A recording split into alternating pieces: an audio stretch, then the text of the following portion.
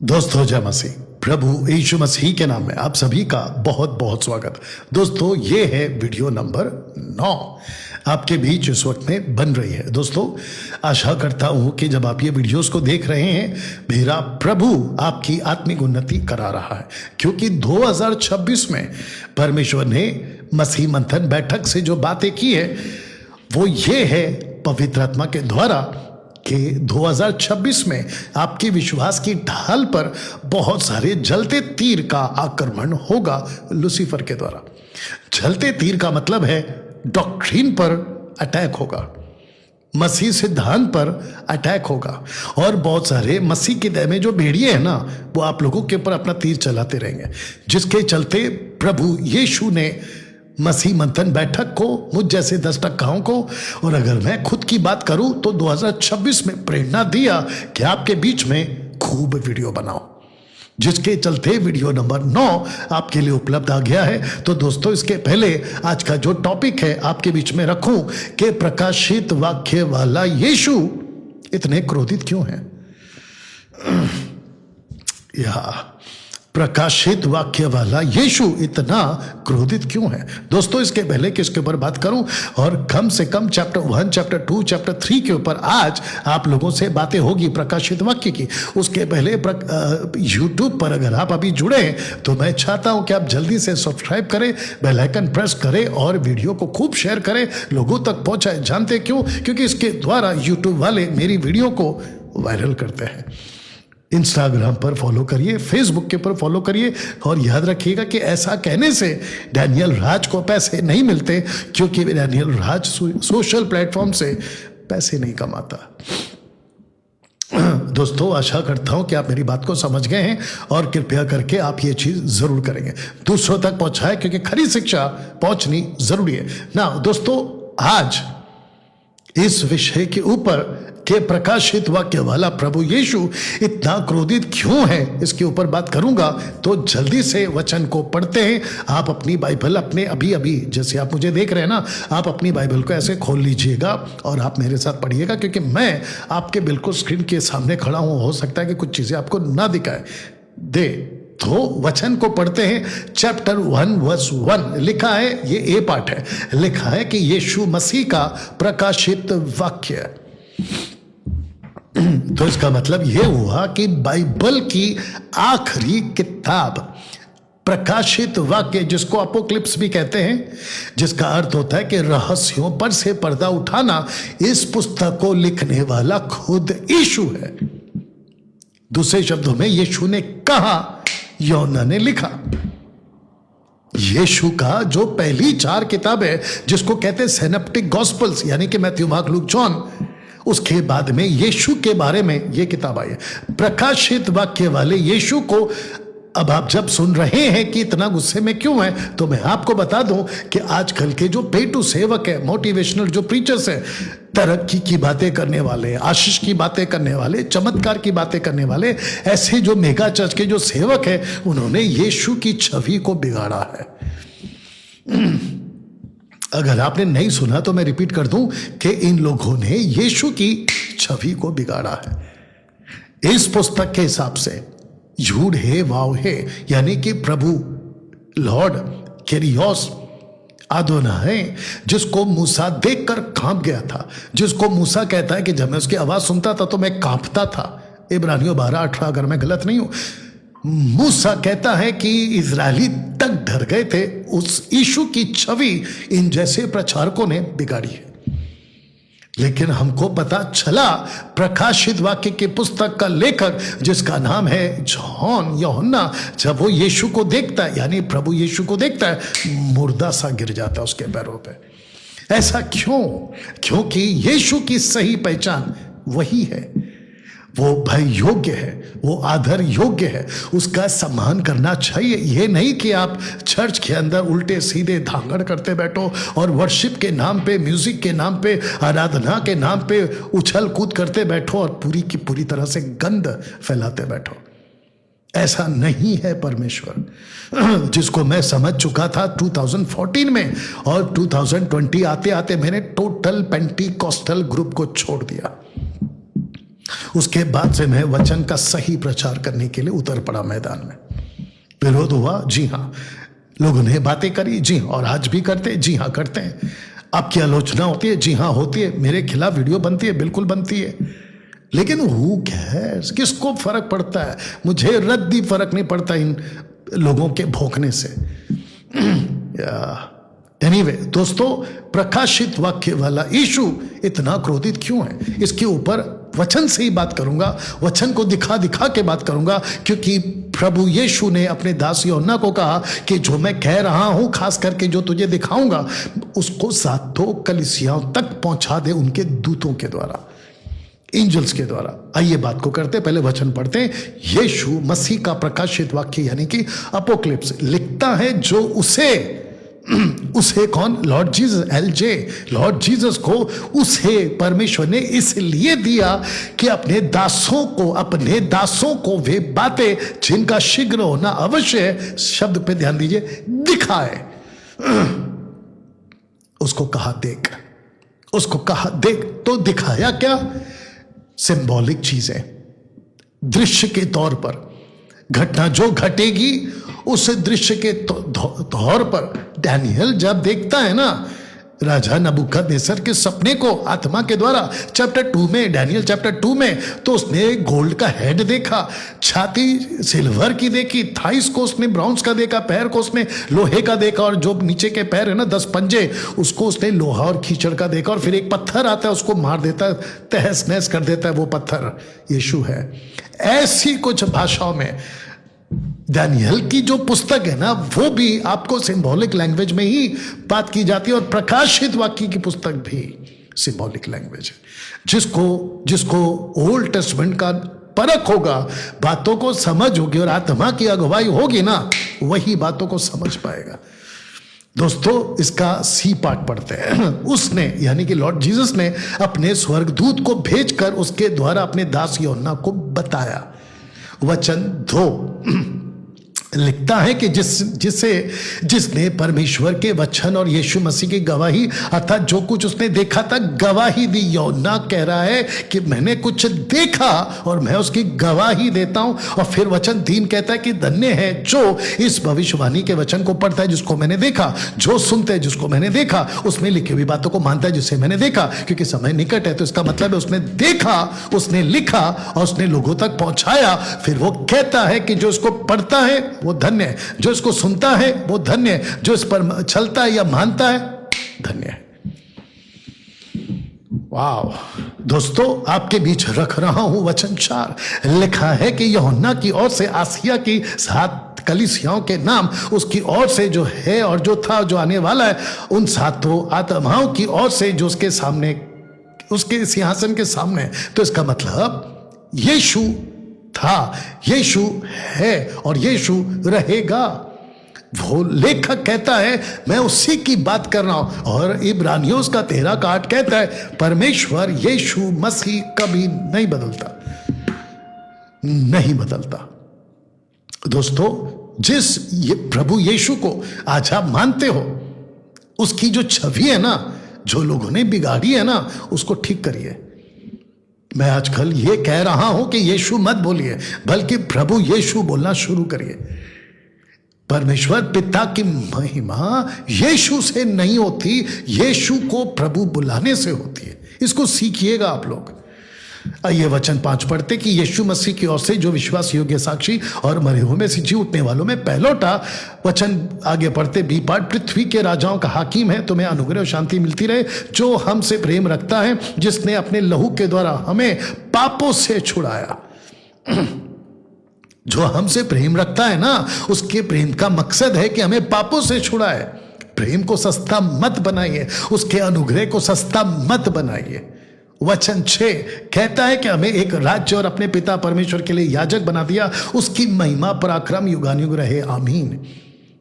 यूहन्ना कहता है कि जिसको मैंने देखा, जो दृश्य उसने दिखाया, वो विश्वास योग्य है। इसका मतलब क्या है? यूहन्ना की किताब उसका 14:1 में क्या लिखा है? तुम पिता पर विश्वास करते हो, मुझ पे भी विश्वास करो। यीशु के बारे में यूहन्ना कहता है वो विश्वास योग्य है। जो कुछ वो दिखा रहा है वो एक दिन सच में घटित होगा।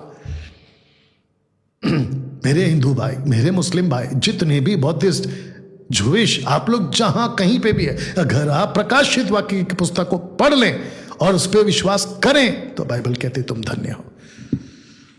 वचन 7, देखो वह बादलों के साथ आने वाला है, हर एक आंख उसे देखेंगे, वरना जिन्होंने उसे भेदा था वे भी उसे देखेंगे, पृथ्वी के सारे कुल उसके कारण छाती पीटेंगे। हाँ आमीन। ये जूविश एंगल है। ये जो बात लिखी है ना वचन 7 में, ये यहूदियों के लिए, कलीसिया के लिए ये वचन नहीं। पूछो क्यों? क्योंकि कलीसिया उठा ली जाएगी ये होने से पहले।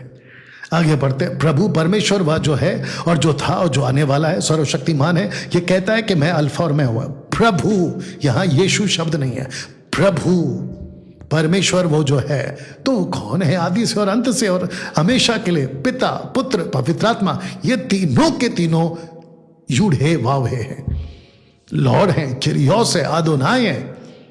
वचन 9, मैं यूहन्ना जो तुम्हारा भाई यीशु के क्लेश और राज्य और धीरज में तुम्हारा सहभागी हूं, परमेश्वर के वचन यीशु की गवाही के कारण पतमुस नाम टापू में था। क्यों अब यहां पे यीशु क्यों यूज कर रहा है? क्योंकि जूइश के लिए यीशु है और ये कहता है कि तुम जिसको यीशु कहते हो मैं तो प्रभु मानता हूं, लेकिन तुम यीशु जिसको कहते हो मैं उसके लिए दुख उठा रहा हूं। पतमुस तक पहुंच गया।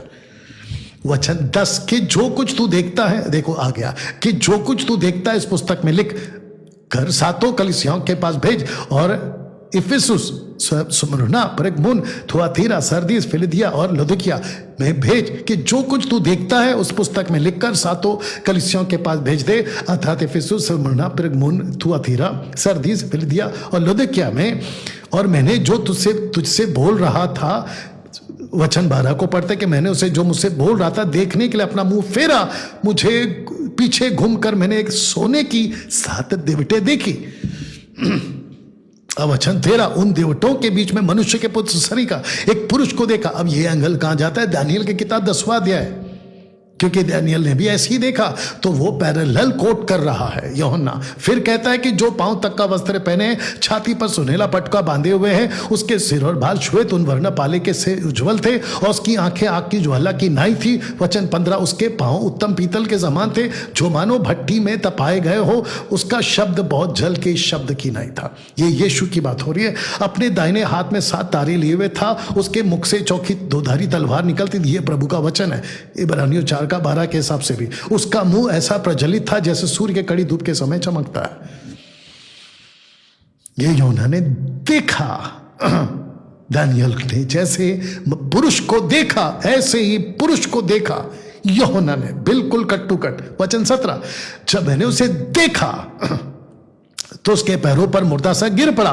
उसने मुझ पर अपना दाहिना हाथ रखकर यह कहा कि मत डर, मैं प्रथम अंतिम जीवित हूं, मर गया था, देख मैं युगानुयुग जीवित हूं, मृत्यु और अधोलोक की कुंजियां मेरे पास में। पतरस को कहा था ना 16 के 18 में, कट टू कट ऐसा कहा। इसलिए जो बातें तूने देखी, जो बातें हो रही हैं और जिसके बाद होने वाली हैं, इन सबको लिख ले। अर्थात 7 तारों का भेद जिन्हें तूने मेरे दाहिने हाथ में देखा, उन 7 सोने के दिवटों का भेद, वे 7 तारों 7 कलीसिया के दूत हैं, जो 7 दिवट 7 कलीसियां हैं। इसका मतलब है एक एक एंजल एक एक कलीसिया के ऊपर नियुक्त था उस समय में, आज भी है। जैसे इब्रानियों 1 अध्याय वचन 13-14 कहता है कि जो उद्धार पाते हैं उनके निमित्त एक एंजल आता है। एंजलो दोस्तों, अब तक आप जो समझ रहे हैं ये है प्रकाशित वाक्य वाला यीशु, जिसके मुंह से तलवार निकल रही है, जिसकी आंखें आग की ज्वाला है, जिसकी बातों का ऐसी आवाज है जैसे समंदर की लहरें, उसके पांव पीतल के समान है, सर से नख तक सफेद कपड़ा पवित्रता को दर्शाता है और एंशियंस को दर्शाता है, यानी कि प्राचीन को दर्शाता है। बताइए, और ऐसे प्रभु यीशु को आज कलीसिया ने तमाशा बना दिया। मुझे ताज्जुब है ऐसे ग्रुप के लोगों का, खास करके आराधकों का, कि जो ऐसे प्रभु यीशु को देखकर यूहन्ना मुर्दा सा गिर पड़ा, उसकी हालत खराब हो गई, तुम उसके सामने उल्टा सीधा नाचते हो। बताइए, और कैसे भी नाचते हो। थिएटर पिक्चर के अंदर जैसे स्टेप्स होते ऐसे स्टेप्स करते हो चर्च के अंदर, और उसको तुम आराधना कहते हो। इसी के चलते प्रभु यीशु बोलेगा मैं तुमको नहीं जानता, बी केयरफुल। आज मेरी डांट और मेरा प्रचार आपको ठीक नहीं लग रहा होगा, लेकिन याद रखो उस दिन जब न्याय का दिन होगा ना, तो यह शख्स तुमको बहुत याद आएगा। कि इसने वार्निंग दी थी, इसने चेतावनी दी थी। दोस्तों चैप्टर 2 पहली कलीसिया, इफिसुस की कलीसिया के दूत को यह लिख कि जो सातों तारे दाहिने हाथ में लिए हुए हैं, सोने के सातों दिवटों के बीच में फिरता है, वो ये कहता है। अब आ गया क्रोधित वाला, प्रकाशित वाक्य वाला यीशु। इतने गुस्से में क्यों है? सुनिए वचन 2, मैं तेरे काम, परिश्रम, तेरा धीरज जानता हूं, ये भी कि तू बुरे लोगों को देख नहीं सकता, और जो अपने आप को प्रेरित कहते उन्हें और है नहीं, उन्हें तूने परख कर झूठा पाया। ये कैसा टोन है? टोन चेक करो, ये क्रोधित टोन है। वचन 3, तू धीरज धरता और मेरे नाम के लिए दुख उठाते थका नहीं। अब सुनो, पर मुझे तेरे विरुद्ध ये कहना है। Synoptic gospel, Matthew, Mark, Luke, John का जो तुमने यीशु को चंगाई देने वाला, शांति देने वाला, प्यार करने वाला जो एंगल दिया ना, इस एंगल को क्यों नहीं सिखाते चर्च को? ऐसा है आपका प्रभु जिसको यूहन्ना देखकर मुर्दा सा गिर पड़ा। मुझे तेरे विरुद्ध ये कहना है कि तूने अपना पहला सा प्रेम छोड़ दिया है। सो छेद कर कि तू कहां से गिरा, मन फिरा, पहले के समान काम कर। यदि तू मन ना फिराए तो मैं तेरे पास आकर तेरे दिवट को स्थान से हटा दूंगा। ये कैसा यीशु प्रभु है जो आपको सीखना होगा? कहता है कि मैं हटा दूंगा। तो आपने क्या सीखना है? वो नहीं सीखना है कि पाप करते रहो, गंदगी का जीवन जीते रहो, नशा करते रहो, प्रभु फिर भी प्यार करेगा। कितना साफ लिखा है कि वो तुम्हारे को हटा देगा। इस यीशु को जानिए जिसको मैंने नाम दिया प्रकाशित वाक्य वाला यीशु। वचन 6, पर हां तुझ में ये बात तो है कि तू निकोलियों के कामों से घृणा करता है, जिससे मैं भी घृणा करता है। इसका मतलब यीशु को घृणा आती है। निकोलियों का मतलब होता है जो बॉसगिरी करते रहते ना, कि मैं सही, मेरा कहना सही, मेरे आगे कोई जाएगा तो श्राप आएगा, मेरा चर्च छोड़ के जाओगे तो श्राप आएगा, ऐसे दादागिरी। यीशु कहता है कि मैं भी घृणा करता हूं। ये कैसा प्रभु यीशु है प्रकाशित वाक्य वाला जो घृणा भी करता है और चीजों को हटा भी देता है? सीखो, मैं वही तो कह रहा हूं। वचन 7, जिसके कान हो वह सुन ले। आत्मा कलीसियाओं से क्या कहता है? जो जय पाए मैं उसे जीवन के पेड़ में से जो परमेश्वर के स्वर्गलोक में फल खाने को दूंगा। लेकिन अगर जो जय नहीं पाएगा तो इसका मतलब है वो फल नहीं खाएगा।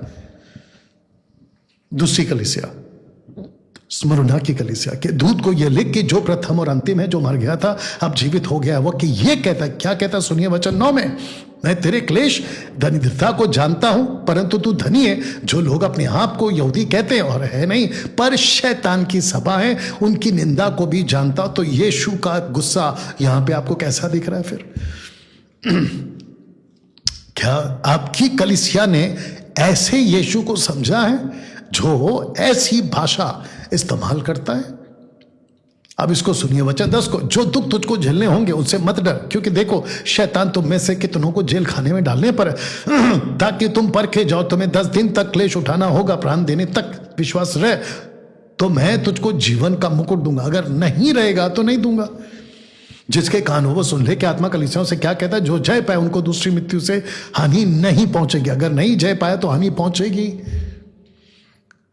अगली कलीसिया, पेरगमुन की कलीसिया के दूत को यह लिख कि जिसके पास 2धारी तलवार, चौखी तलवार है, वो ये कहता है कि मैं ये तो जानता हूं कि तू वहां रहता है जहां शैतान का सिंहासन है। या शैतान का सिंहासन है। फिलिप्पी मती 16 है, वचन 13-14 से पढ़ो। यीशु कैसरिया छोड़कर, गलील को छोड़कर, और क्या कहते हैं, नासरत को छोड़कर, बेथलेहम को छोड़कर कहां पहुंचे? फिलिप्पी के प्रदेश में। वहां पे जाके क्या पूछा कि लोग मुझे क्या कहते हैं? वो इलाका किसका है? शैतान का सिंहासन। फिर कभी बात करूंगा, इसलिए लिखा अधोलोक के फाटक वहीं पर था।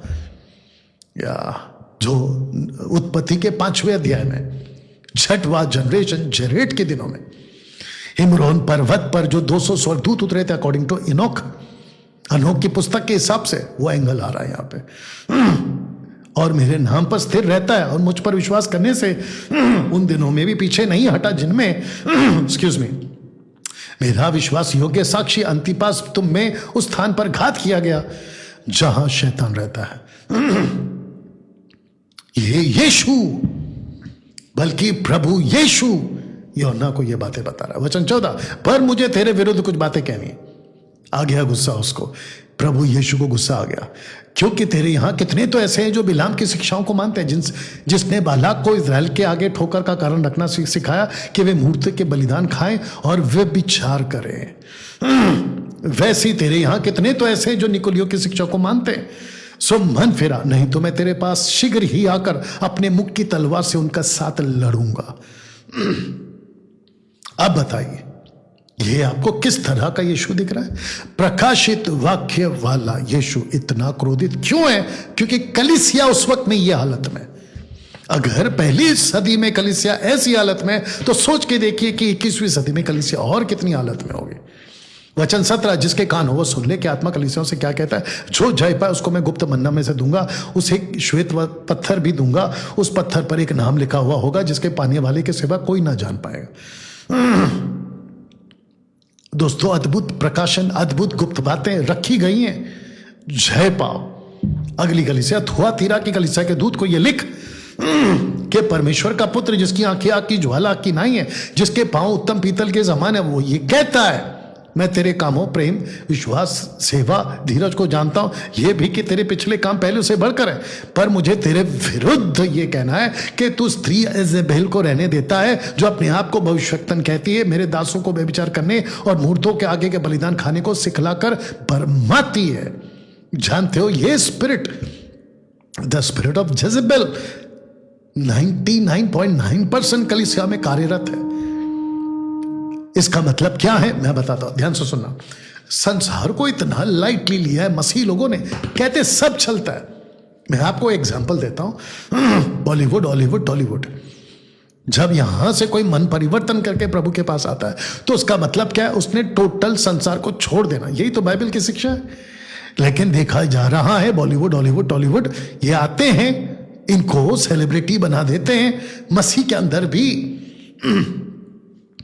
और इनके साथ फोटो खींचना, इनकी बातों पर ताली पीटना, इनकी बातों पर हर बात पे सहमति होना, जबकि ये परखते तक नहीं है कि वो संसार को छोड़कर अभी तक पूरी तरह से प्रभु में आया ही नहीं है। वो पिक्चर में काम अभी भी कर रहा है, पिक्चरों के गाने अभी भी सुन रहा है, पिक्चरों के तरीके में अभी भी जी रहा है, वो जी रहा है, उसके बच्चे जी रहे हैं। ऊपर से शोज चलते, जब शोज की वीडियो आती है, मसीह लोग उसके नीचे लिखते हैं, आमीन, प्रेज द लॉर्ड, प्रभु आपके साथ है। बकवास। ऐसा प्रभु नहीं रहता इनके साथ। आपका प्रभु ऐसा है जो एक दिन कहता है मैं तेरा विरोध करूंगा। अपना जीवन खराब मत करो इन जैसों के पीछे। पौलुस कहता है कि संसार से तौबा करो, संसार की बातों पे उलाना दो, इनसे बाहर निकलो, अलग रहो। 2 कुरिन्थियों 6:18 से, इनसे अलग रहो। लेकिन ये लिप्त हैं और तुम भी लिप्त हो रहे हो। मूर्ति पूजा, कैसे आप मूर्ति पूजा कर सकते हैं मसीह में आने के बाद? कैसे बलिदान को खा सकते हो? तो चर्चेस में सिखाया जाता है, चलता है। कुछ प्रीचर्स तो ऐसे हैं यूट्यूब के ऊपर, जिसमें से एक आदमी को हमने गेट आउट कर दिया, एमएमबी से राजेश स्टीफन, कहता है कि खा सकते हैं। बताइए, ऐसी मूर्खता की बातें सिखाते हैं लोग। वचन 21, मैंने उसको मन फिराने के लिए अवसर दिया, पर वो अपने व्यभिचार से मन फिराना नहीं चाहती। ये यीशु कह रहा है। वचन 22, देख मैं उसे खाट पर डालता हूं, और जो उसके साथ व्यभिचार करते, आत्मिक बातें, व्यभिचार मतलब not physically intimacy, not that one.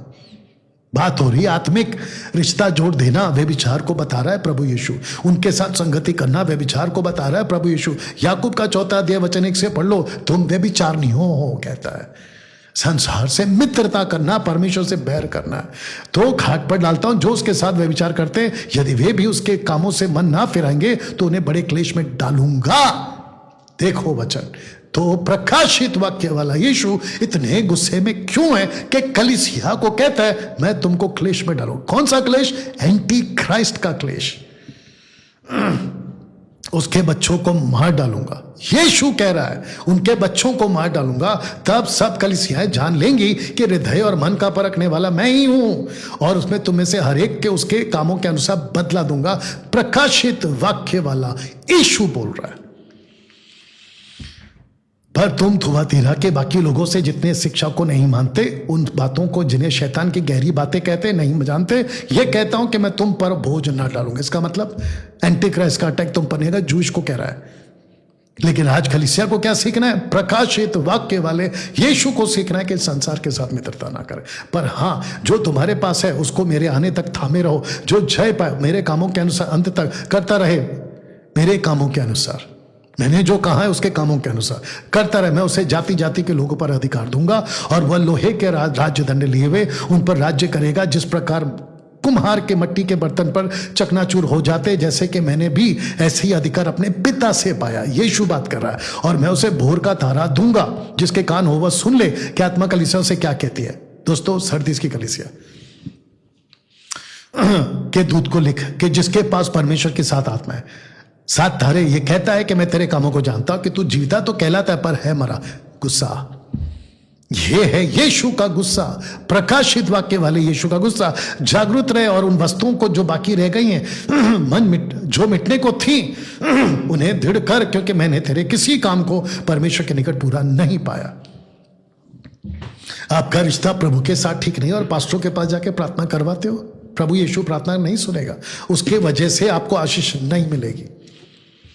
सोच छेद कर कि तूने किस रीति से शिक्षा प्राप्त की, सुनी थी और उसमें बना रहे और मन फिरा। और यदि तू जागरूक रहेगा तो मैं तेरे चोर की नाई आ जाऊंगा और तू कदापि ना जान सकेगा कि मैं किस घड़ी तुझ पर आ पड़ूंगा।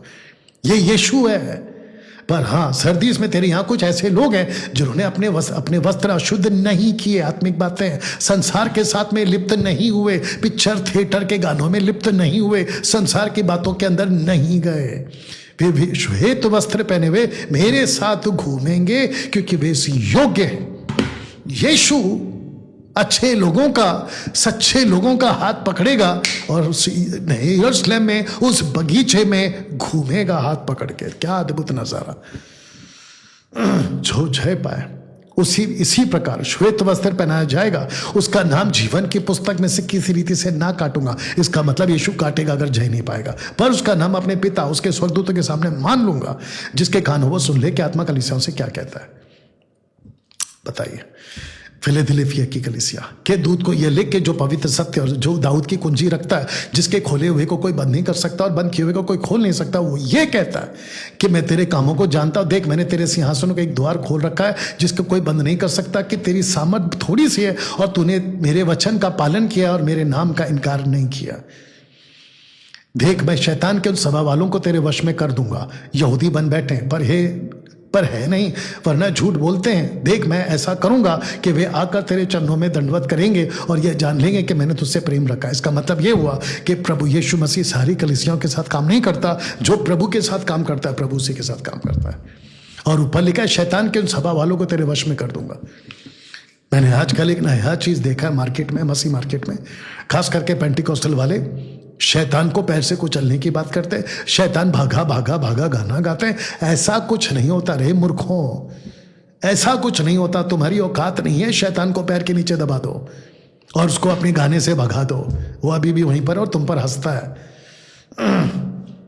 बताइए, कुछ लोग कहते हैं कि मैं दुष्ट आत्मा को बांध के नरक में फेंक देता हूं। आउट ऑफ स्क्रिप्चर है वो।